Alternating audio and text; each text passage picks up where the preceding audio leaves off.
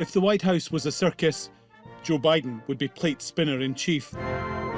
As he enters into his second year in the Oval Office, good afternoon. He's got a lot to do, both internationally and domestically. This is a worldwide challenge. And the consequences, if one of the plates fall, could be the effective end of his presidency by the end of the year. Top of the list of challenges, like it was when he was sworn in, is COVID. After confidently claiming he was, in his words, kicking the virus's butt in July, it came roaring back, and now Omicron has to be dealt with. A lockdown is unlikely, another economic shock isn't. And with job numbers not where they should be, and the cost of basic goods rising, President Biden needs some good news for American families. Bravo. He delivered an infrastructure bill. His Build Back Better bill is essentially dead, but he still believes he can get parts of it through Congress, increasing help to American families. But some Washington watchers say he still has other campaign promises to deliver.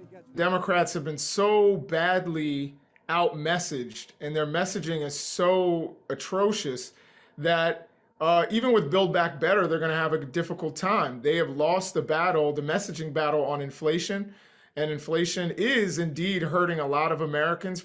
November brings midterm elections, normally considered a referendum on those in the White House. I'm not recommending for every future president that they take a shellacking like I did last night. Biden has an approval rating of under 50%. That could mean him losing the House, maybe even the Senate. Now try getting anything done in Washington, with both houses not in your control.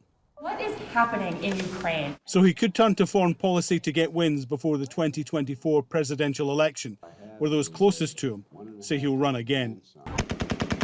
The pictures of the frantic withdrawal from Afghanistan haunt the Biden White House. If the country again becomes a base for Islamic militants, he'll bear the burden for the failures of his and other administrations. He wants a new nuclear deal with Iran. There are talks, but they have to deliver.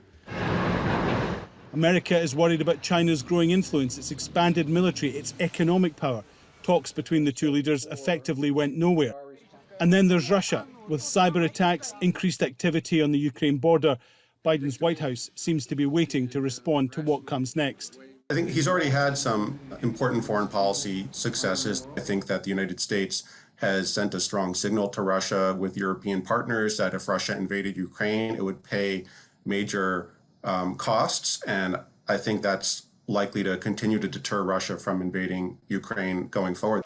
As Biden heads into the new year, he's hoping delivering big domestic success will make Americans feel better about where the country is going.